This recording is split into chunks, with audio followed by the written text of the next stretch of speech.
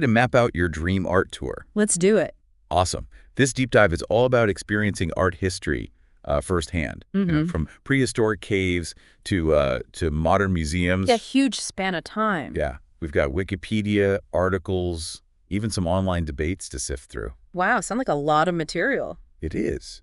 But think of us as your curators, I like that. creating a chronological itinerary of must-see art across the globe. That's exciting. What I think is exciting is that we're not just talking big-name museums. All right. We're going back to the very roots of human creativity, and that means venturing into some pretty incredible cave. Okay, so first stop, cave paintings. The fact that we have art dating back potentially 40,000 years or more is just mind-blowing. It really shifts your perspective on human history, doesn't it? To think that those early artists were expressing themselves deep inside those caves using whatever natural pigments they could find. And speaking of finding things, one source mentions a 40,000-plus-year-old bovine painting in Lubang Jiriji Saleh Cave. Oh, wow. That's our first pin on the map. Okay.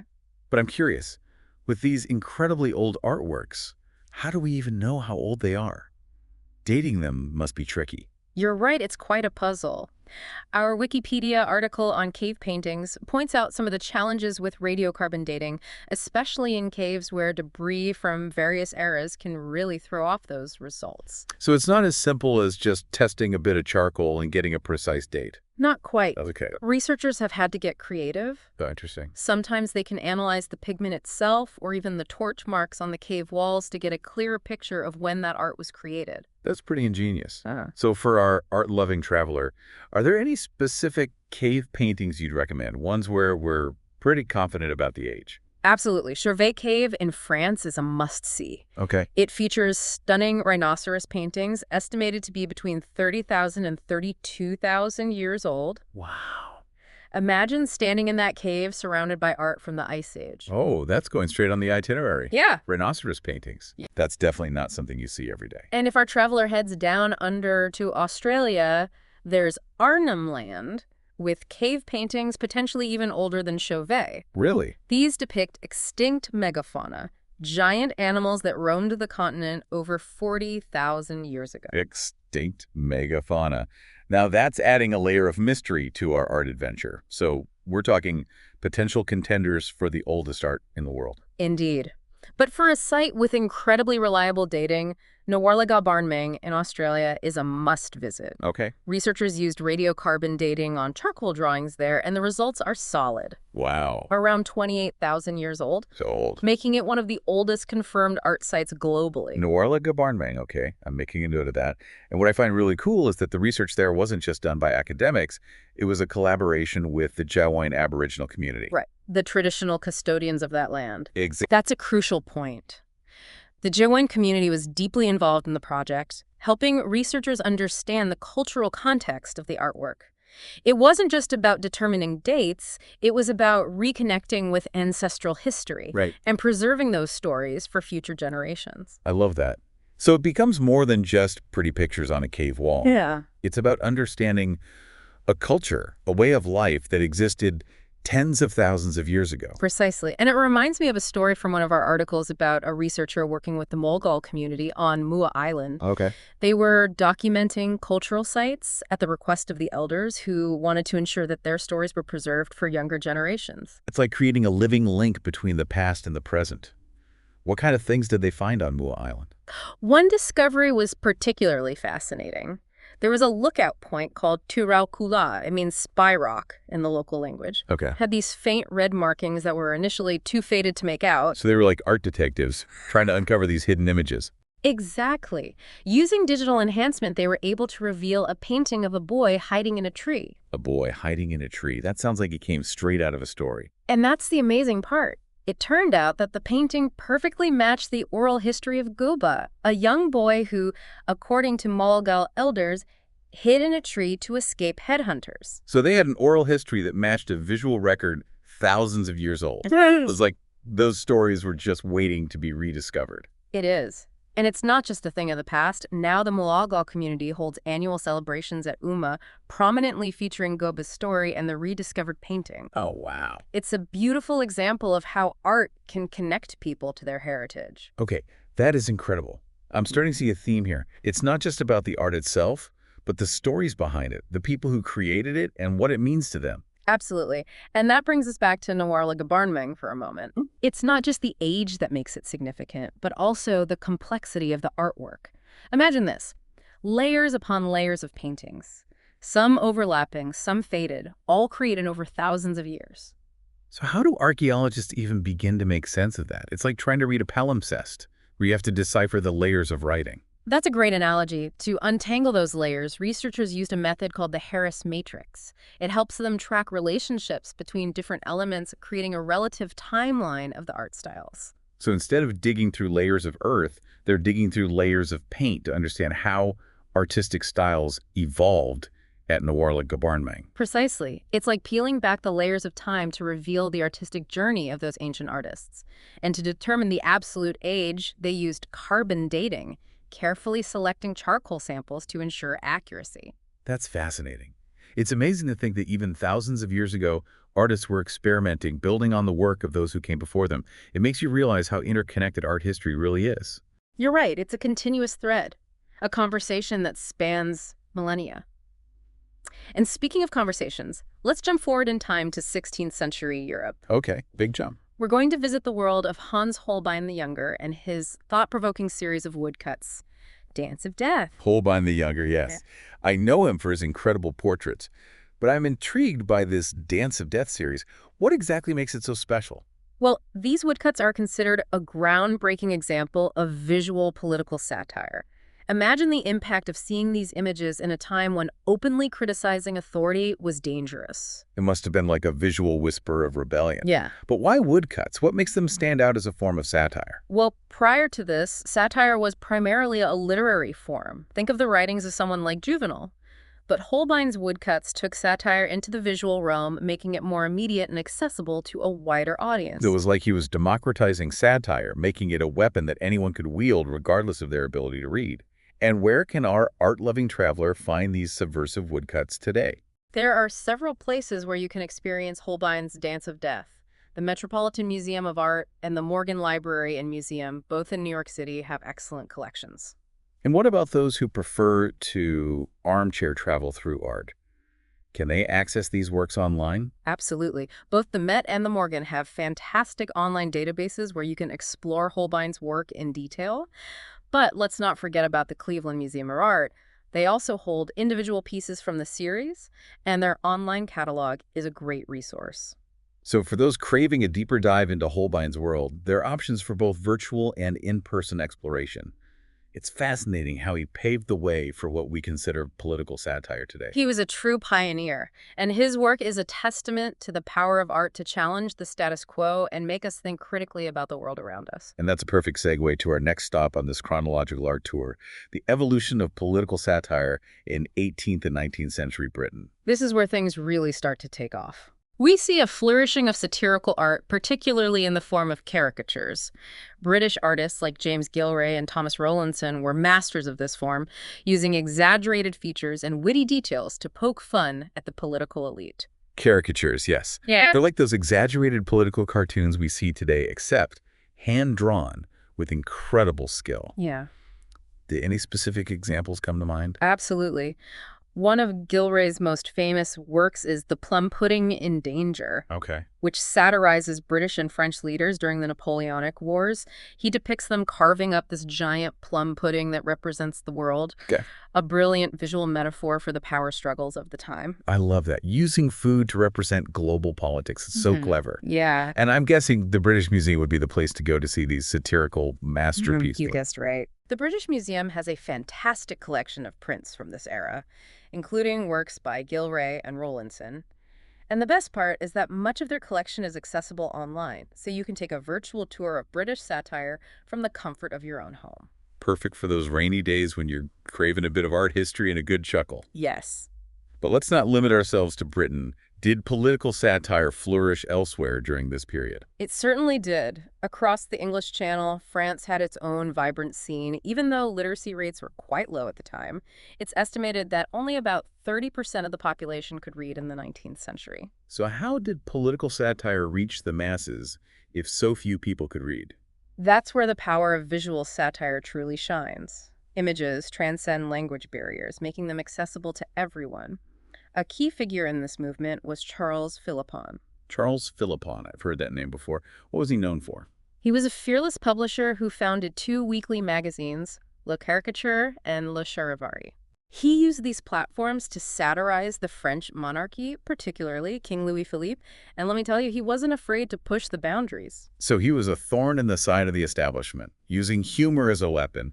I bet that didn't go unpunished. You're right, he was arrested several times and even spent time in prison for his audacity. Wow, talk about putting your art where your mouth is. Oh. But his work must have made an impact. It did. Philippon's magazines became incredibly popular and helped to fuel a growing movement for freedom of expression in France. He demonstrated that even in a society with limited literacy, satire could be a powerful force for change. That's inspiring. It shows that even when faced with censorship and oppression, art can find a way to speak truth to power. Exactly. And this brings us to the 20th and 21st centuries, where political satire truly exploded across various media, from cartoons and magazines to music and television. This is where we see satire becoming increasingly accessible, influential, and intertwined with popular culture. Okay, now we're talking. This is the world of satire I grew up with. But with so much ground to cover, where do we even begin? Well, one figure who immediately springs to mind is Tom Lehrer.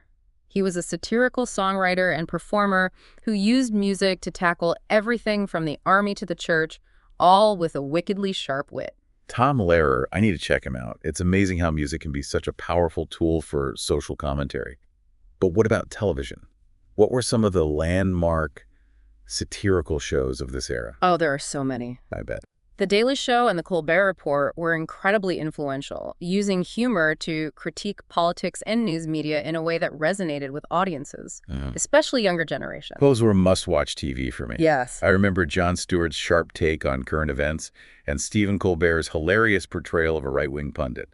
It was satire at its finest, making you laugh while also exposing hypocrisy and absurdity. And who could forget Tina Fey's brilliant impersonation of Sarah Palin on Saturday Night Live during the 2008 election? Look. She captured Palin's mannerisms and speech patterns perfectly, She did. using humor to highlight the absurdity of some of her political stances. Tina Fey, she's a comedic genius. I remember watching those SNL skits and laughing until my sides hurt.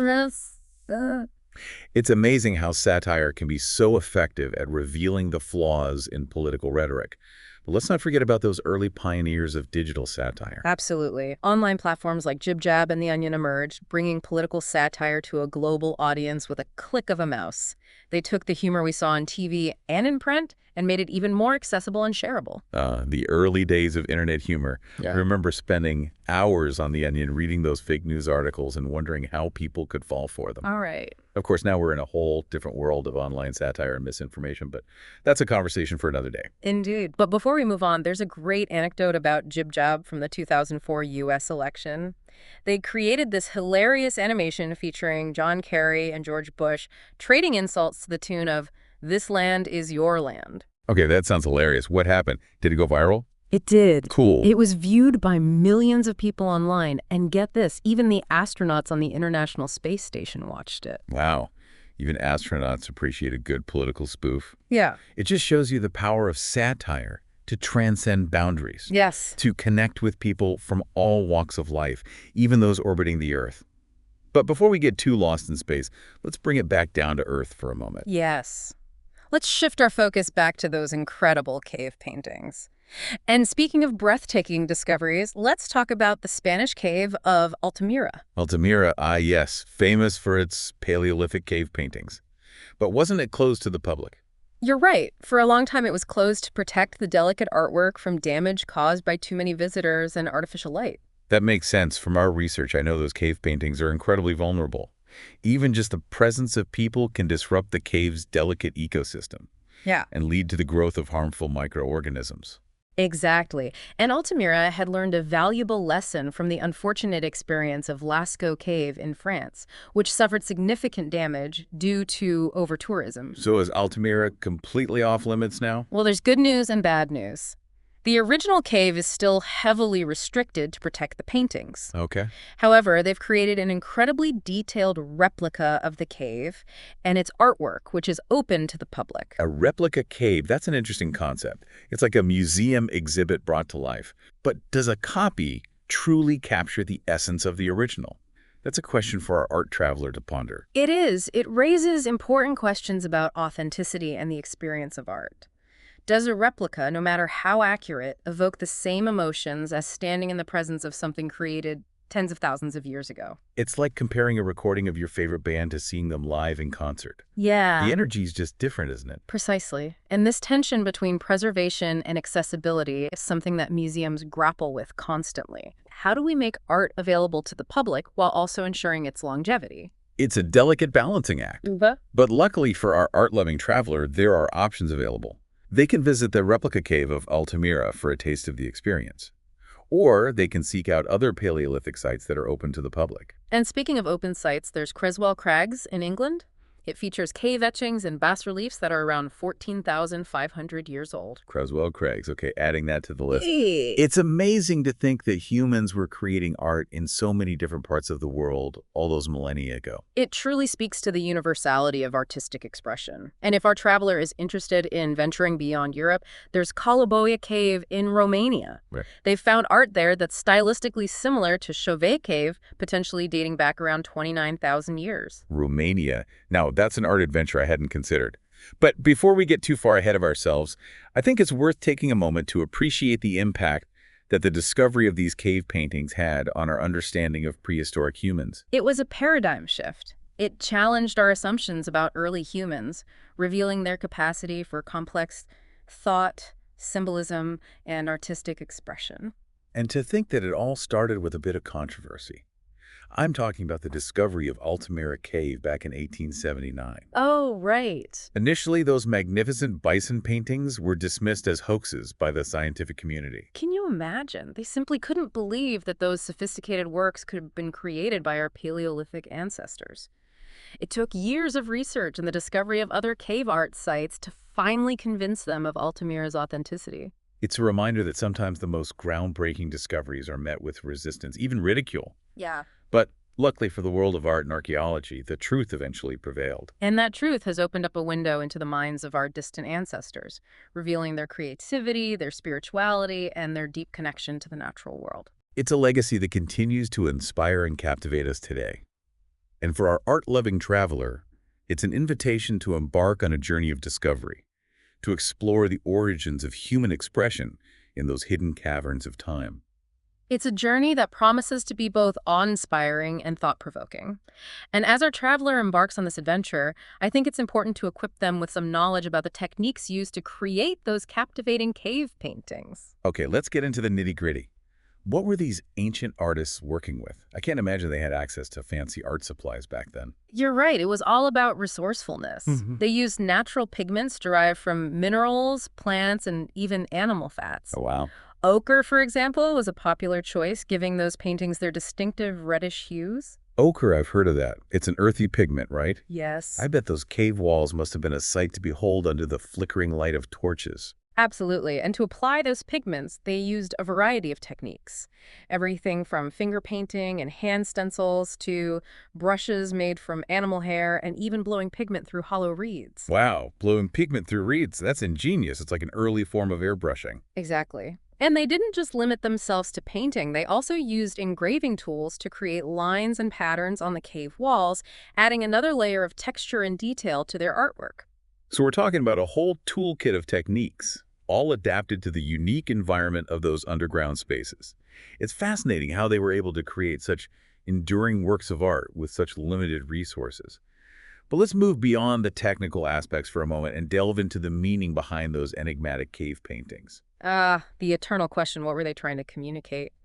Well, while we can never fully know the minds of those ancient artists, researchers have put forward some compelling theories. Okay, I'm all ears. Spill the prehistoric tea. One prominent theory suggests that cave paintings played a role in hunting rituals.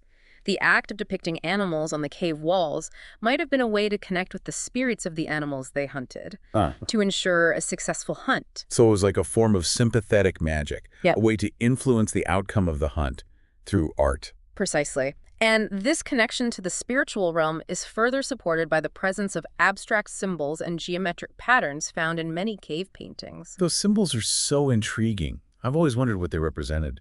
Researchers believe they could be a form of early shamanistic imagery representing trance states, altered consciousness, or communication with the spirit world. It's like a glimpse into their spiritual beliefs, their understanding of the cosmos, and their place within it. Exactly. And some researchers even believe that cave paintings might have been used for storytelling or record keeping, documenting important events, or passing down knowledge to future generations. Well, it's like a prehistoric form of visual communication, a way to preserve their history and traditions. It's incredible to think that those paintings weren't just about art, but about survival, spirituality, and the human desire to connect with something greater than themselves. And it's a connection that continues to resonate with us today, even though millennia have passed since those first strokes of pigment were applied to those ancient walls. So as our artistic tourist ventures into those caves, let them carry with them a sense of wonder, respect, and a willingness to listen to the whispers of the past. Beautifully said. It's a reminder that art, in all its forms, has the power to transcend time and connect us to the very essence of what it means to be human. And speaking of connecting with the past, let's talk about the Lascaux Caves, one of the most famous Paleolithic art sites in the world. Ah, Lascaux. Yes. A true treasure trove of prehistoric art. It's located in southwestern France and is renowned for its incredibly detailed and lifelike animal paintings. I've seen pictures of those paintings. They're absolutely stunning. It's as if those animals are about to leap off the cave walls. Yes. What's the estimated age of those paintings? They're believed to be around 17,000 years old, dating back to the Magdalenian period of the Upper Paleolithic. 17,000 years. That's just mind-boggling. And to think that those paintings have survived for so long, hidden away in that underground sanctuary. It's a testament to the power of preservation, both by nature and by the dedicated efforts of archaeologists and conservationists. However, Lascaux has also taught us a valuable lesson about the fragility of cave art. Oh, yes. I remember reading about the challenges they face at Lascaux. Didn't they have to close the original cave to the public? Unfortunately, yes. In the 1960s, they discovered that the paintings were being damaged by the presence of too many visitors.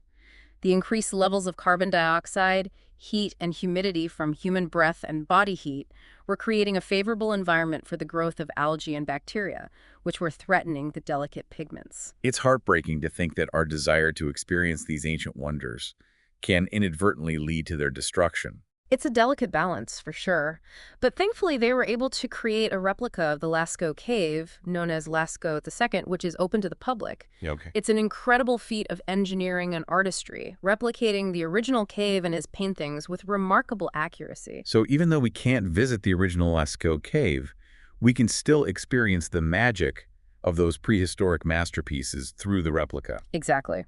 And it's a reminder that we need to be mindful stewards of our cultural heritage, finding ways to share these treasures with the world while also ensuring their preservation for future generations. Well said.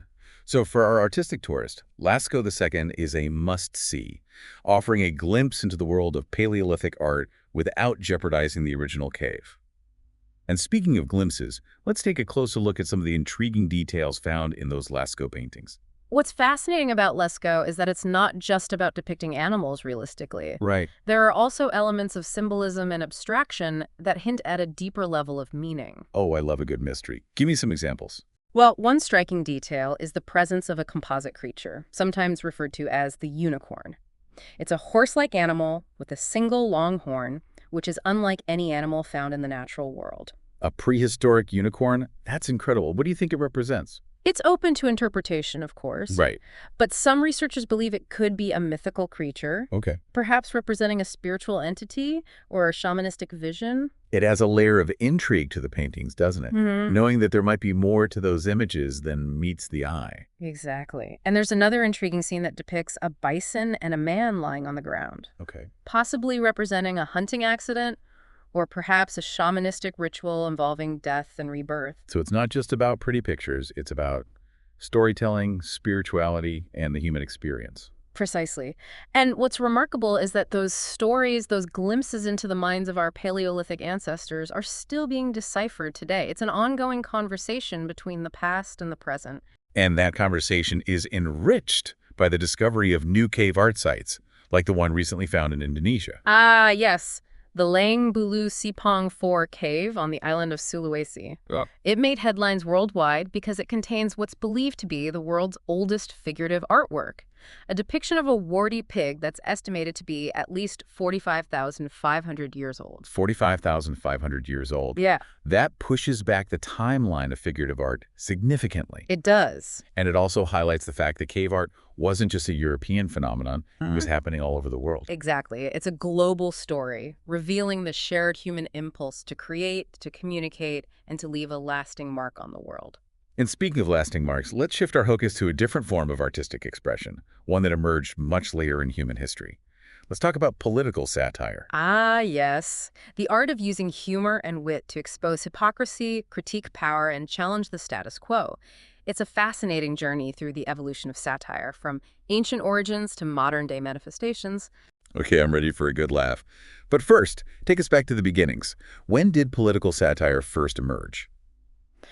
Well, it's hard to pinpoint an exact date, Yeah, I bet. but evidence suggests that satire has been around for as long as humans have formed social structures and hierarchies. So as soon as there was something to complain about, someone was there to make fun of it. Pretty much. And early forms of satire often took the form of oral storytelling, songs, and theatrical performances, which were powerful ways to spread social commentary and critique those in power. That's like the ancient equivalent of stand-up comedy or political cartoons. Yeah. But were there any specific examples of early political satire that have survived to this day? One of the most famous examples comes from ancient Greece, the plays of Aristophanes. Okay. He was a comedic playwright who used his plays to satirize Athenian society, politics, and even the gods themselves. Aristophanes, I've heard of him. Wasn't he known for his sharp wit and outrageous humor? Absolutely. His plays were full of biting satire, puns, and slapstick humor, all aimed at poking fun at the absurdities of Athenian life. So he was like the ancient Greek version of Jon Stewart or Stephen Colbert. Exactly. And just like those modern-day satirists, Aristophanes often faced criticism and even legal challenges for his outspoken views. It seems like speaking truth to power, even through humor, has always come with risks. But luckily for us, Aristophanes' plays have survived, giving us a window into the satirical sensibilities of ancient Greece. And those sensibilities have continued to evolve through the centuries, finding new forms of expression in literature, art, and eventually in mass media. So it's like a long and winding road, with each era adding its own unique flavor to the art of satire. Precisely.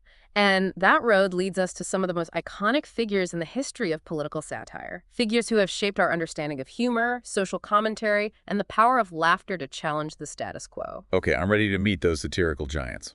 Who's first on our list? Well, let's start with a literary legend, Jonathan Swift, the author of Gulliver's Travels. Gulliver's Travels. I remember reading that in school. It's about a guy who travels to all these fantastical lands, right? Oh, yes. But beneath the surface of those adventures lies a scathing satire of 18th century English society and politics. Swift used those fantastical elements to expose the hypocrisy, corruption, and absurdity of the ruling class. So it's like a Trojan horse of satire, Yeah, disguised as an adventure story but packed with social commentary. exactly. And Swift's sharp wit and biting irony have made Gulliver's Travels a timeless classic, still relevant to this day. It's amazing how satire can endure for centuries, continuing to resonate with audiences long after its initial publication. But let's move on to another literary giant, George Orwell, the author of Animal Farm. Ah, Animal Farm, a brilliant allegory of the Russian Revolution and the rise of totalitarianism. Orwell used the animal characters to represent real-life political figures and ideologies, exposing the dangers of unchecked power and the corruption that often accompanies revolutions. It's a powerful story, and one that's unfortunately still relevant in today's world. Absolutely. And Orwell's use of satire is masterful, blending humor, social commentary, and a warning about the dangers of political extremism. It's a reminder that satire can be both entertaining and thought-provoking, Yes. prompting us to question authority and think critically about the world around us. And speaking of critical thinking, let's fast forward to the 20th century, where political satire found a new home in the burgeoning world of mass media, particularly in cartoons and magazines. Okay, now we're talking about the kind of satire I grew up with. I remember those witty political cartoons in the newspapers making me laugh while also offering a different perspective on current events. Exactly. Political cartoons became a powerful form of visual commentary using caricature, symbolism, and humor to expose the foibles of politicians and the absurdities of political systems. And it wasn't just limited to newspapers. Magazines like The New Yorker and Mad Magazine also embraced political satire, using humor to engage with a wider audience.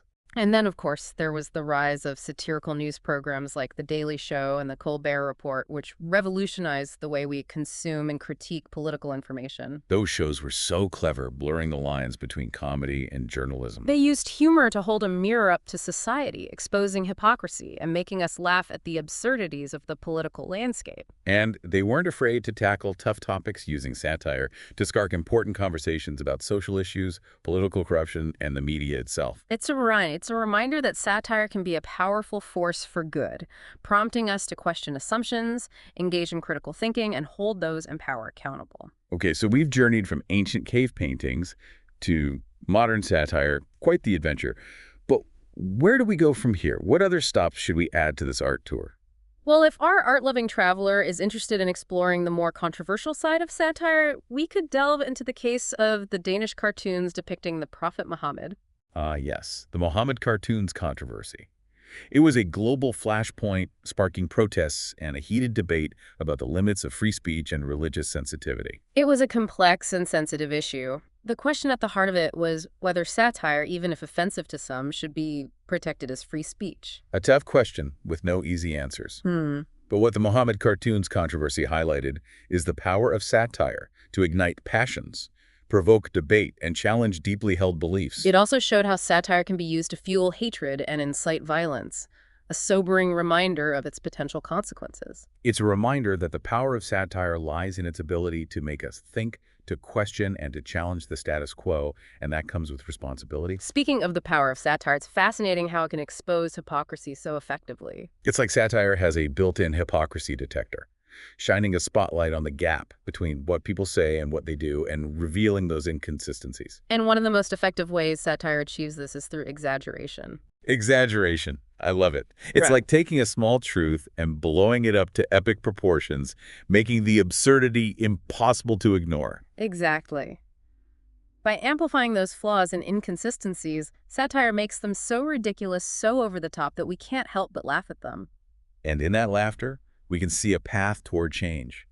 We might question those in power, challenge social norms, and demand better from ourselves and our leaders. It's like a pressure valve releasing pent-up frustration and anger through humor. And that release can be cathartic both for the satirist and the audience. It allows us to confront difficult truths without feeling overwhelmed or defeated. So satire not only exposes the problems, but also offers a way to cope with them, to process them through humor. Exactly. It's like a coping mechanism for the absurdities of the world. This has been incredibly insightful. Yeah. It feels like we've barely scratched the surface of this art form, though.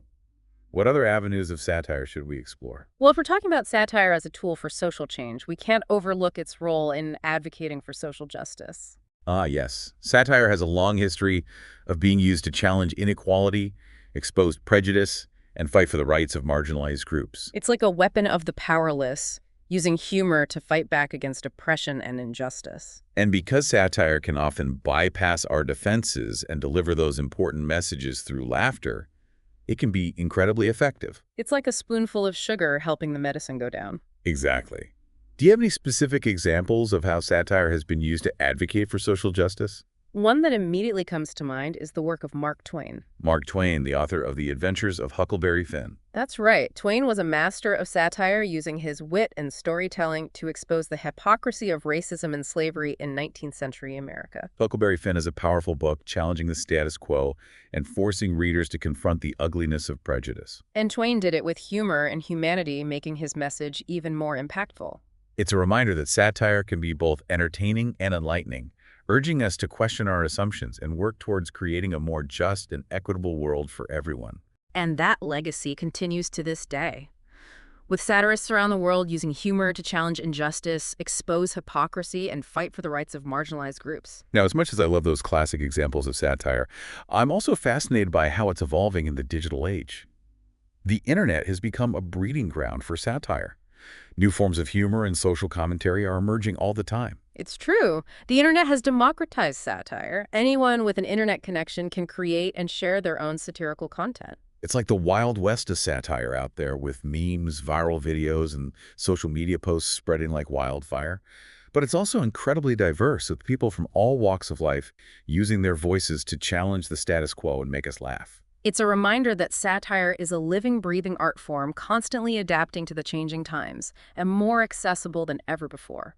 But with this newfound freedom comes responsibility, right? Satire, like any form of expression, can be misused. It's a double-edged sword that can spread misinformation, fuel hatred, and cause harm. Absolutely. We need to be mindful of the potential consequences of our words and actions, especially in the digital age where things can go viral so quickly. So while we celebrate the democratization of satire, we also need to encourage responsible and ethical use of it. Exactly. It's about finding that balance between freedom of expression and respect for others. Well said. Hmm. Now, speaking of digital satire, one form that I find particularly fascinating is the rise of political memes. Ah, yes, political memes. Those bite-sized nuggets of satire that spread like wildfire on social media. They're often hilarious, sometimes insightful, and occasionally infuriating. But they've become a ubiquitous part of our political discourse. They can be incredibly effective at distilling complex issues into easily digestible images and captions that can reach a massive audience. It's like a new form of political campaigning, bypassing traditional media channels and connecting directly with voters through humor and shared cultural references. And it's a trend that's only going to grow as social media continues to play an increasingly important role in our lives. So while we enjoy a good laugh, let's also be critical of these memes. Recognize their potential for manipulation and make sure we're getting our information from reliable sources. Absolutely. It's about being media savvy and not taking everything we see online at face value. Okay, so we've covered a lot of ground here, from ancient Greece to modern memes. But what about satire in other parts of the world? Did it flourish in cultures beyond Europe and America? It certainly did. Satire is a universal language. It transcends cultural boundaries. Do you have any examples of satire from other parts of the world that you find particularly interesting? Well, let's take a detour to ancient Rome, where satire flourished during a time of political intrigue and social upheaval. Ah, yes. The Roman Empire, a breeding ground for satire. Writers like Horace Juvenal and Petronius used their wit and literary skills to skewer the excesses of the ruling class, expose the hypocrisy of Roman society, and lament the decline of traditional values. They were the ancient Roman versions of Jon Stewart and Stephen Colbert holding a mirror up to the absurdities of their time. Do you have a favorite example of Roman satire? One that immediately comes to mind is Petronius's Satyricon, A Body, an often hilarious novel that lampoons the excesses and moral decay of Roman society. It's like a Roman-era Animal House full of over-the-top characters and outrageous situations. Exactly. And while it's certainly entertaining, it also offers a sharp critique of the social and political landscape of ancient Rome. It's a reminder that satire can be both enjoyable and insightful, prompting us to think critically about the world around us. And that legacy of Roman satire has continued to influence writers and artists throughout history, inspiring them to use humor to expose hypocrisy, challenge authority, and fight for social justice. So we see that satire is not limited by time or place. It's a timeless and universal art form. Exactly. And speaking of fighting for social justice, we can't overlook the role of satire in the civil rights movement in the United States. Ah, yes, the civil rights movement. A time of profound social change and political activism, satire played an important role in that movement, using humor to expose the absurdity of racism, challenge segregationist policies, and inspire hope for a more just and equitable future. It was like using laughter as a weapon against oppression. Exactly. And it was a powerful weapon because satire can often disarm our defenses. It allows us to confront difficult truths in a way that feels less threatening. It's like a spoonful of sugar helping the medicine go down. Right. Do you have any examples of how satire was used during the civil rights movement? One that comes to mind is the work of Dick Gregory, a comedian and activist who used his sharp wit to challenge racist stereotypes and expose the hypocrisy of segregation. Dick Gregory, I've heard of him. Wasn't he known for his fearless and often controversial stand-up routines? Absolutely. He wasn't afraid to push boundaries using humor to make people think and to challenge the status quo. And his work had a real impact, helping to shift public opinion and pave the way for social change. It's a reminder that satire can be a powerful tool for social justice, prompting us to question our assumptions and work towards creating a world where everyone is treated with dignity and respect. His courage and his ability to use humor to address such serious issues is truly inspiring. It is, and that legacy continues to this day, with satirists around the world using humor to challenge inequality, expose prejudice, and fight for the rights of marginalized groups. Now, let's talk about how satire can be used to expose the flaws in our economic systems.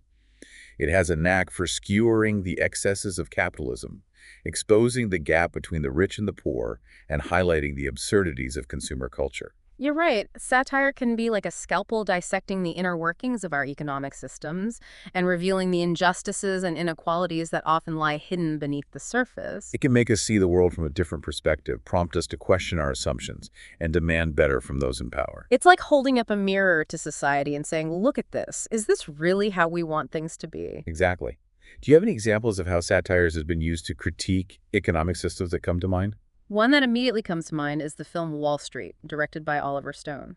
Ah, yes. Wall Street, a classic satire of 1980s greed and excess. Stone used the character of Gordon Gekko to embody the ruthless ambition and moral bankruptcy of corporate raiders. And Gekko's famous line, greed, for lack of a better word, is good, became a catchphrase for the era, perfectly capturing those materialistic values. While the film was entertaining, it also served as a stark warning about the dangers of unfettered capitalism and the potential consequences of valuing profit above all else. It's a reminder that satire can be both enjoyable and thought-provoking, prompting us to question our economic systems and demand a more just and equitable distribution of wealth. Absolutely. And that legacy continues to this day, with satirists around the world using humor to expose the flaws in our economic systems, challenge the excesses of consumer culture, and fight for a more sustainable and equitable future. Speaking of a more sustainable future, let's shift our focus to how satire can engage with environmental issues. It's like satire's a wake-up call, using humor to jolt us out of our complacency about climate change, pollution, deforestation, and other environmental threats. You're absolutely right. It can cut through the noise and clutter of environmental messaging, grab our attention, and make us think about these issues in a fresh way. Do you have any examples of satire being used to engage with environmental issues? One that comes to mind is the film Idiocracy, directed by Mike Judge. Idiocracy. No, that's a hilarious film. It paints a picture of a world where everyone is incredibly stupid and the environment is a toxic wasteland. It's a funny film, but it also makes you think. Exactly. Judge used exaggeration to drive home his point about the dangers of consumerism, anti-intellectualism, and environmental degradation. It's a reminder that satire can be both entertaining and thought-provoking, urging us to examine our choices and the impact they have on the planet. Precisely. It encourages us to demand change and work towards a more sustainable future. So we've seen how satire can be used to address serious issues like social justice, economic inequality, and even the environment. It's incredible how versatile this art form can be. It is. And speaking of versatility, let's explore how satire has been used to challenge war and militarism. Yes, satire has a long history of exposing the horrors of war, critiquing justifications for military intervention, and questioning the glorification of violence. It acts as a shield against propaganda, using humor to deflect those messages that try to dehumanize the enemy and sanitize the realities of war. It can be incredibly powerful. Satire has a way of making us see the absurdity of war and the futility of violence. Do you have any examples of satire being used to challenge war and militarism that stand out for you? One that comes to mind is the film Dr. Strangelove, How I Learned to Stop Worrying and Love the Bomb, directed by Stanley Kubrick. Yes, Dr. Strangelove, a classic satire of Cold War paranoia and the dangers of nuclear weapons. Kubrick used dark humor to expose the absurdity of mutually assured destruction and the incompetence of those in power. It's a funny film, but it's also terrifying. It makes you think about the very real threat of nuclear annihilation. It reminds us that satire can be both entertaining and thought-provoking, prompting us to question the justifications for war, demand peaceful solutions, and work towards creating a world where violence is no longer an option. And that legacy continues to this day, with satirists around the world using humor to challenge war and militarism, expose the human cost of conflict, and inspire us to seek peaceful resolutions to international disputes. Speaking of peaceful resolutions, let's shift our focus to a more recent example of how satire has been used to challenge war and promote peace: the Iraq War protests. The Iraq War protests, a global movement that mobilized millions of people to oppose the U.S.-led invasion of Iraq. Satire played an important role in those protests, using humor to expose the lies and justifications for war, mock the Bush administration, and inspire hope for a more peaceful future. They used laughter to drown out the drums of war. It was a powerful antidote to the fear and propaganda being used to justify the invasion. Do you have any favorite examples of how satire was used during the Iraq War protests? One that comes to mind is the work of the Billionaires for Bush, a satirical activist group that used street theater and mock protests to expose the corporate interests behind the war. The Billionaires for Bush, I remember them. They were hilarious, dressing up in top hats and tuxedos and chanting slogans like, "More war for oil." Exactly. They were able to cut through the noise and clutter of the protests and grab people's attention with their over-the-top humor. And they made a serious point, highlighting the role of corporate greed in fueling the war. It's a reminder that satire can be a powerful tool for social change, prompting us to question the motives of those in power, demand accountability, and work towards creating a more peaceful world. And that legacy continues to this day, with satirists around the world using humor to challenge war and militarism, expose the human cost of conflict, and inspire us to seek peaceful resolutions to international disputes. Speaking of peaceful resolutions, let's shift our focus to another fascinating aspect of satire, its ability to engage with religious fundamentalism and extremism. Ah, yes. Satire has a long and often controversial history of challenging religious dogma, exposing hypocrisy within religious institutions, and mocking the absurdities of extremism. It's like a mirror held up to the face of faith, reflecting both its beauty and its flaws. It can be incredibly effective because satire can often make us see the humor in our own beliefs, prompting us to question our assumptions and embrace a more tolerant and open-minded approach to spirituality. Do you have any favorite examples of how satire has been used to engage with religious fundamentalism and extremism? One that immediately comes to mind is the film Monty Python's Life of Brian. Ah, yes. Life of Brian, a classic satire of religious dogma and blind faith.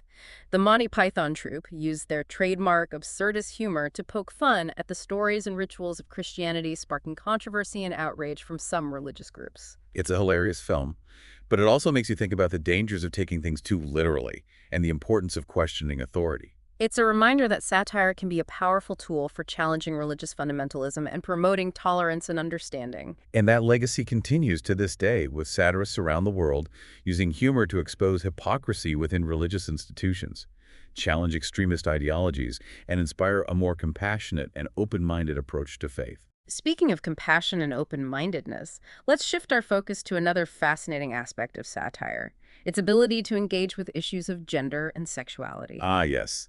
Satire has a long and often controversial history of challenging gender stereotypes, exposing sexism and homophobia, and advocating for the rights of LGBTQ+ individuals. It's like a prism refracting the complexities of gender and sexuality through the lens of humor. It can be incredibly effective because satire can often make us see the absurdity of prejudice and the arbitrary nature of social norms. Do you have any favorite examples of how satire has been used to engage with issues of gender and sexuality? One that immediately comes to mind is the work of the Guerrilla Girls, a feminist activist group that uses humor and art to expose sexism and discrimination in the art world. Ah, yes. The Guerrilla Girls, they're fantastic. They wear gorilla masks and use street theater and provocative posters to challenge the male-dominated art establishment. Their work is both funny and powerful, raising awareness about gender inequality and inspiring change. It's a reminder that satire can be a powerful tool for challenging sexism, homophobia, and other forms of discrimination. And that legacy continues to this day, with satirists around the world using humor to expose prejudice, advocate for LGBTQ+ rights, and promote a more inclusive and equitable society. Speaking of an inclusive and equitable society, let's turn our attention to another fascinating aspect of satire, its ability to engage with issues of disability and accessibility. Ah, yes. Satire has become an important tool for challenging ableism, exposing the barriers faced by people with disabilities, and advocating for greater accessibility and inclusion. It's like a magnifying glass, focusing our attention on the ways in which society often excludes and marginalizes people with disabilities. And it can be incredibly effective, Yeah. because satire can often make us see the world from a different perspective, prompting us to question our assumptions and work towards creating a more inclusive and accessible society. Do you have any favorite examples of how satire has been used to engage with issues of disability and accessibility? One that comes to mind is the work of comedian and writer Stella Young, who used her sharp wit and personal experiences to challenge stereotypes about disability and advocate for greater inclusion. Ah, yes. Stella Young, she was brilliant. She challenged the idea that disability is something to be pitied or overcome, arguing that it's simply a different way of being in the world. Her work was both funny and insightful, prompting us to rethink our assumptions about disability and work towards creating a more just and equitable society. It's a reminder that satire can be a powerful tool for challenging ableism and promoting the rights of people with disabilities. And that legacy continues to this day with satirists around the world using humor to expose barriers, advocate for accessibility, and promote a more inclusive and equitable world. Speaking of an inclusive and equitable world, let's turn our attention to another fascinating aspect of satire, its ability to engage with issues of race and ethnicity. Ah, yes, satire has a long and complex history of challenging racism, exposing prejudice, and advocating for racial justice. It's like a mirror held up to society, reflecting both its progress and its failures in addressing racial inequality. And it can be incredibly effective because satire can often make us see the absurdity of racism and the arbitrary nature of racial categories. Do you have any favorite examples of how satire has been used to engage with issues of race and ethnicity?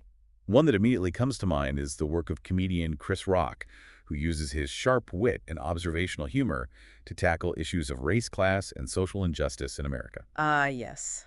Chris Rock, he's a master of social commentary. He's not afraid to push boundaries and make people uncomfortable, but he always does it with intelligence and humor. His work is both funny and thought-provoking, prompting us to confront our own biases and work towards creating a more just and equitable society. It's a reminder that satire can be a powerful tool for challenging racism and promoting racial justice. And that legacy continues to this day with satirists around the world using humor to expose prejudice, celebrate diversity, and inspire us to create a world where race is no longer a barrier to opportunity or equality. Speaking of opportunity and equality, let's shift our focus to another fascinating aspect of satire, its ability to engage with issues of class and economic inequality. Ah, yes. Satire has a long and rich history of skewering the excesses of the wealthy, exposing the struggles of the working class, and highlighting the absurdities of our economic systems. It's like a Robin Hood of humor, stealing from the rich to give to the poor, not in the literal sense, of course, but in the sense of redistributing laughter and social commentary. And it can be incredibly effective because satire can often make us see the world from a different perspective, prompting us to question our assumptions about wealth and poverty. Do you have any favorite examples of how satire has been used to engage with issues of class and economic inequality? One that immediately comes to mind is the film Trading Places, directed by John Landis. Ah, yes. Trading Places is a classic satire of class warfare and social mobility. Eddie Murphy and Dan Aykroyd star as a street hustler and a commodities broker who switch lives in a social experiment orchestrated by two eccentric millionaires. It's a hilarious film, but it also makes a serious point about the arbitrariness of class distinctions and the systemic inequalities that perpetuate poverty. It's a reminder that satire can be both entertaining and thought-provoking, prompting us to question our economic systems and work towards creating a more just and equitable distribution of wealth. And that legacy continues to this day with satirists around the world using humor to expose the excesses of the wealthy, champion the struggles of the working class, and advocate for policies that promote economic fairness and opportunity. Speaking of opportunity and fairness, let's turn our attention to another fascinating aspect of satire, its ability to engage with issues of immigration and xenophobia. Ah, yes.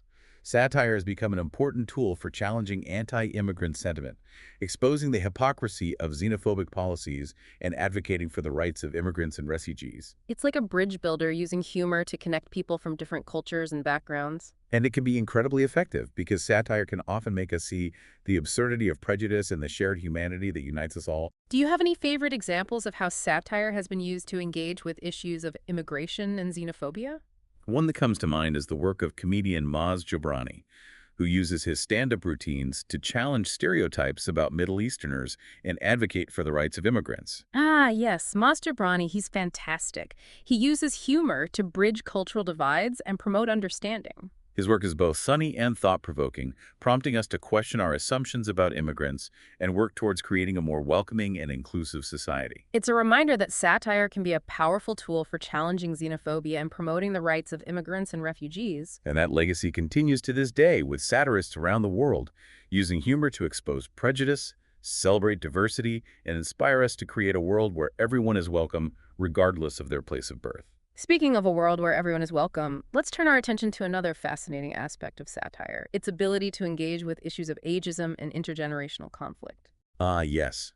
Satire has become an increasingly important tool for challenging ageist stereotypes, exposing the biases faced by both young and old, and advocating for a more intergenerational approach to social and political issues. It's like a time machine using humor to bridge the gap between generations. And it can be incredibly effective, because satire can often make us see the world from a different perspective, prompting us to question our assumptions about age and experience.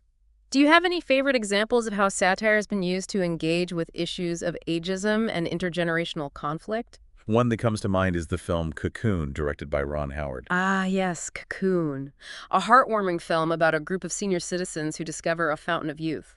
While it's not strictly a satire, it uses humor to challenge stereotypes about aging and explore the bonds that connect generations. It's a reminder that satire can be both entertaining and thought-provoking, prompting us to appreciate the wisdom of our elders and the energy and idealism of youth.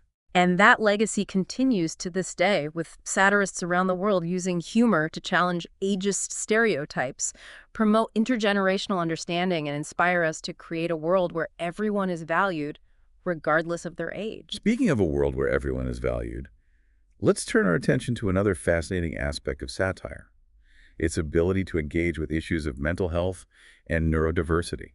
Ah, yes. Satire has become an increasingly important tool for challenging stigma, raising awareness about mental health issues, and advocating for greater understanding and support for people with mental illness and neurodevelopmental differences. It's like a safe space, using humor to create a dialogue about mental health in a way that feels less threatening and more approachable.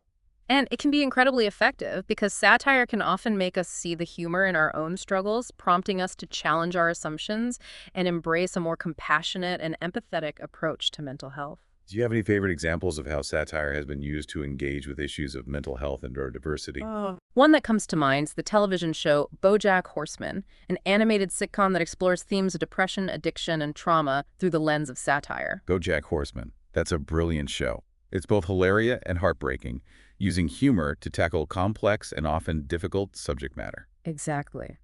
It's a reminder that satire can be a powerful tool for challenging stigma and promoting understanding and acceptance of mental health issues. And that legacy continues to this day, with satirists around the world using humor to raise awareness, challenge stereotypes, and advocate for greater support for people with mental illness and neurodevelopmental differences. Speaking of support and understanding, let's shift our focus to another fascinating aspect of satire: its ability to engage with issues of body image and the pressure to conform to societal standards of beauty. Ah, yes. Satire has become an important tool for challenging unrealistic beauty standards, exposing the harmful effects of the media's obsession with thinness and perfection, and promoting body positivity and self-acceptance. It's like a funhouse mirror distorting the images that we're bombarded with on a daily basis, making us laugh at the absurdity of those unattainable ideals. And it can be incredibly effective because satire can often make us see the humor in our own insecurities, prompting us to challenge those harmful messages and embrace our bodies for what they are. Do you have any favorite examples of how satire has been used to engage with issues of body image and the pressure to conform to societal standards of beauty? One that comes to mind is the work of comedian Amy Schumer, who uses her stand-up routines and television shows to challenge gender stereotypes and body shaming. Ah, yes, Amy Schumer. She's fearless. She's not afraid to talk about taboo subjects and make people uncomfortable, but she always does it with humor and a sense of empowerment. Her work is both funny and thought-provoking, prompting us to question those unrealistic beauty standards and embrace our bodies for what they are. It's a reminder that satire can be a powerful tool for challenging body shaming and promoting body positivity and self-acceptance. And that legacy continues to this day, with satirists around the world using humor to expose the absurdity of beauty standards, celebrate diversity, and inspire us to love and appreciate our bodies for what they are. Speaking of loving and appreciating ourselves, let's turn our attention to another fascinating aspect of satire: its ability to engage with issues of consumerism and the pressure to accumulate material possessions. Ah, yes. Satire has a long and rich history of skewering the excesses of consumer culture, exposing the emptiness of materialism, and prompting us to question our relationship with stuff. It's like a detox for our souls, purging us of the toxins of consumerism and reminding us that true happiness doesn't come from material possessions. And it can be incredibly effective because satire can often make us see the humor in our own acquisitiveness, prompting us to reevaluate our priorities and focus on what truly matters. Do you have any favorite examples of how satire has been used to engage with issues of consumerism and the pressure to accumulate material possessions? One that immediately comes to mind is the film Fight Club, directed by David Fincher. Yes. Fight Club, a cult classic that explores themes of consumerism, masculinity, and rebellion. Brad Pitt stars as Tyler Durden, a charismatic anarchist who inspires a group of men to reject the trappings of modern life and embrace a more primal and authentic existence. In a dark and often violent film, but it also offers a powerful critique of the emptiness of consumerism and the need to find meaning and purpose beyond material possessions. It's a reminder that satire can be both entertaining and thought-provoking, prompting us to question our values, challenge the status quo, and live more authentically. And that legacy continues to this day with satirists around the world using humor to expose the excesses of consumerism, challenge corporate greed, and inspire us to live more simply and sustainably. Speaking of living simply and sustainably, let's turn our attention to another fascinating aspect of satire, its ability to engage with issues of technology and the impact of the digital age on our lives. Ah, yes. Satire has become an increasingly important tool for exploring the complexities of our relationship with technology, exposing the dangers of social media addiction, and questioning the ethics of artificial intelligence. It's like a digital detox, using humor to cleanse our minds of the constant barrage of information and stimulation that we're bombarded with on a daily basis. It can be incredibly effective because satire can often make us see the humor in our own tech-obsessed habits, prompting us to step back and disconnect and reevaluate our relationship with the digital world. Do you have any favorite examples of how satire has been used to engage with issues of technology and the impact of the digital age on our lives? One that immediately comes to mind is the episode of Black Mirror called Nosedive. Yes, Nosedive, a brilliant satire of social media obsession and the pressure to curate a perfect online persona. Bryce Dallas Howard stars as Lacey, a woman who becomes consumed by her social media rating, leading her down a dark and ultimately destructive path. It's a chilling episode, but it also makes you think about the ways in which technology is shaping our lives and the dangers of letting it control us.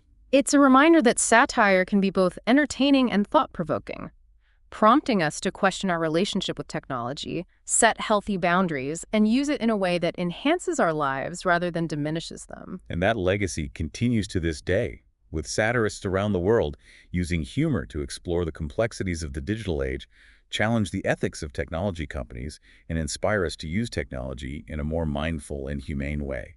And speaking of mindfulness and humanity, let's bring our journey through the world of satire to a close by reflecting on its enduring power and relevance. Satire has been with us for centuries, evolving and adapting to the changing times, but its core purpose remains the same: to use humor to challenge the status quo, expose injustice, and inspire us to create a better world.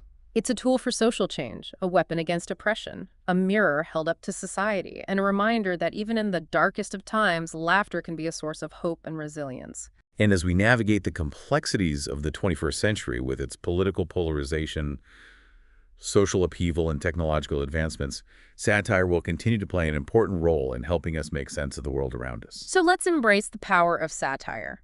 Use it wisely and responsibly, and never stop laughing at the absurdities of life. Because sometimes laughter is the best medicine, the sharpest tool, and the most effective way to challenge the status quo and inspire change. And with that, we've reached the end of our deep dive into the world of satire. We hope you've enjoyed this journey through the history, evolution, and impact of this enduring art form. And we encourage you to continue exploring the world of satire, to seek out the voices that challenge your assumptions and make you laugh, think, and hopefully inspire you to make the world a little bit better. Thank you for joining us on this deep dive. Until next time, keep laughing, keep questioning, and keep fighting for a more just and equitable world. It's amazing how satire can take on so many forms and tackle such a wide range of issues. We've talked about cave paintings, political cartoons, television shows, even internet memes.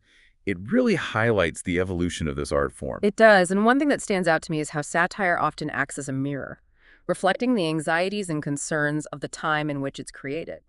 From anxieties about social hierarchies in ancient Rome to concerns about the impact of technology today, satire helps us process these complex issues through humor. That's a great point. So for our art-loving traveler who's been following along on this chronological journey, where should we send them next? What other satirical gems await? Well, if we're sticking with our chronological theme, We need to make a stop in 18th century England and pay a visit to William Hogarth. Hogarth, yes. Known for his incredibly detailed engravings that often depicted the underbelly of London society. What makes his work satirical? Hogarth had this incredible ability to capture the hypocrisy and moral corruption of his time through visual storytelling. His engravings are like snapshots of 18th century life, full of social commentary, and often presented in a serialized format, like chapters in a book. So it's like binge-watching a satirical drama, but in engraved form. Exactly. One of his most famous series is A Rake's Progress, which follows the downfall of a young man who inherits a fortune and squanders it on a life of debauchery. That sounds like a cautionary tale wrapped in satire. Where can our travelers see Hogarth's work? The British Museum has an excellent collection of Hogarth's engravings. And for those who can't make it to London, many museums have online collections allowing you to zoom in on those intricate details and appreciate Hogarth's masterful storytelling. Fantastic. So, after immersing ourselves in Hogarth's world, where does our satirical journey take us next? Well, let's hop across the pond to 19th century America, where we meet another giant of satire, Mark Twain. Mark Twain, yes. I know him best for The Adventures of Huckleberry Finn, but I'm guessing there's more to his satirical side than that one novel. Absolutely. Twain was a master of using humor to expose the hypocrisies of American society, particularly when it came to issues of race and class.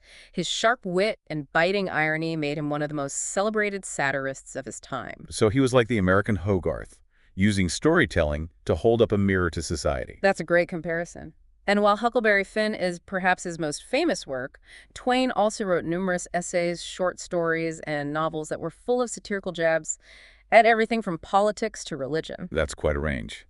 And where can our traveler go to experience Twain's satirical brilliance? While many of his works are available online, of course, but for a truly immersive experience, a visit to the Mark Twain House and Museum in Hartford, Connecticut is a must. Mark Twain House, that sounds like a literary pilgrimage. It is. You can walk through the very rooms where Twain wrote some of his most famous works, and the museum has a fantastic collection of his manuscripts, letters, and personal belongings. Wow, to be surrounded by the physical objects that inspired such a literary giant, that would be incredible. Okay, so we've added Hogarth and Twain to our satirical itinerary. Who else should we include on this global art tour? Well, no discussion of satire would be complete without mentioning the legendary French caricaturist Honoré Daumier. Daumier, yes. I know his work primarily from art history books. He was incredibly prolific, wasn't he? He does. Daumier produced thousands of lithographs, many of which were published in satirical newspapers and magazines. His caricatures targeted the political elite, the legal system, and even the art world itself, often with a sharp wit and a keen eye for social injustice. So he was like the 19th century French equivalent of a political cartoonist, taking aim at the powerful and the privileged. Exactly. And he wasn't afraid to face the consequences. Daumier was actually imprisoned for 6 months for one of his caricatures of King Louis Philippe. Wow, talk about commitment to your art. So where can our art enthusiasts go to see Daumier's work? The Musée d'Orsay in Paris has a wonderful collection of Daumier's lithographs. And like many museums today, they have a great online database, allowing you to browse through his work and appreciate his masterful use of line and shadow. That's fantastic. It's amazing how technology is making these incredible works of art more accessible to people around the world. It is. And it allows us to appreciate the global reach of satire, how it transcends borders and cultures. And speaking of global reach, let's fast forward to the 20th century and visit the world of British political cartoonist Gerald Scarfe. Scarfe, yes. I know his work from his collaborations with Pink Floyd, especially the animated imagery for The Wall. But I'm curious about his political cartoons. What makes them stand out? Scarfe is known for his grotesque and often controversial style. His caricatures are incredibly expressive, using distortion and exaggeration to highlight the flaws and foibles of politicians. He wasn't afraid to push boundaries, and his work often sparked outrage and debate. So he was like the Daumier of the 20th century, using his art to provoke and challenge the status quo. Exactly. And his work has been featured in prominent publications like the Sunday Times and the New Yorker, giving his satire a wide reach. Okay, so where can our art-loving traveler find Scarfe's work? Well, some of his most iconic works can be found in the collections of the British Museum and the Victoria and Albert Museum in London. And for a more contemporary experience, you can explore his website, which features a vast archive of his political cartoons. Fantastic. So we've journeyed from cave paintings to modern political cartoons covering centuries of satirical expression. It's been quite a ride. It has, and what we've seen is that satire, in all its forms, is a powerful tool for social commentary, a way to make sense of the world through humor, and a reminder that even in the face of adversity, laughter can be a force for change. Beautifully said. So for our art-loving traveler, we've created a chronological itinerary of satirical masterpieces spanning continents and centuries. It's a journey that promises to be both entertaining and enlightening, a deep dive into the heart of human expression and social commentary. And we encourage our traveler to continue exploring beyond these suggestions. Satire is everywhere, from street art to stand-up comedy to social media. So keep your eyes open, your mind engaged, and your sense of humor sharp. And that brings us to the end of our deep dive into the world of satire. We hope you've enjoyed this journey through art history and the evolution of this powerful and enduring art form. Until next time, keep questioning, keep laughing, and keep using your voice to make the world a more just and equitable place.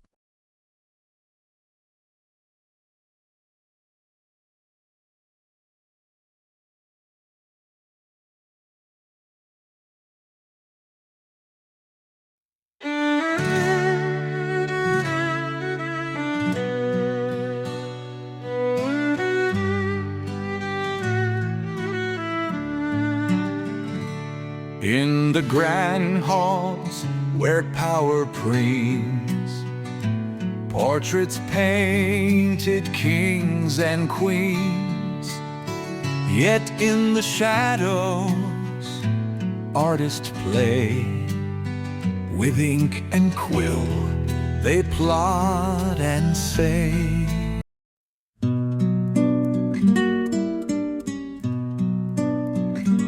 In the grand halls where power brings, portraits painted, kings and queens. Yet in the shadows, artists play. With ink and quill, they plot and say. Oh, the jesters with their sharpened pens, sketching lives of mighty men. Ha ha, the crowd will cheer as masks of power disappear.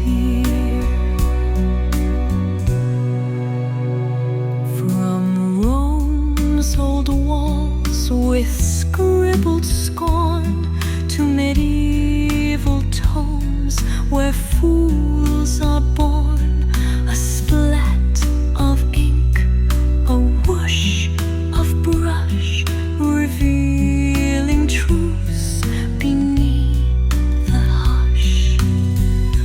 Oh, the jesters with their sharpened pens, sketching lives of mighty men. Ha ha, the crowd will cheer as masks of power disappear. In Hogarth scenes, the follies dance, Gilray strokes a piercing lance. With every line, a double take, a jest, a jibe for conscience sake. Through ages dark and times of light, the artist's hand has taken flight. With bam and crash they draw the line between the truth and royal sign.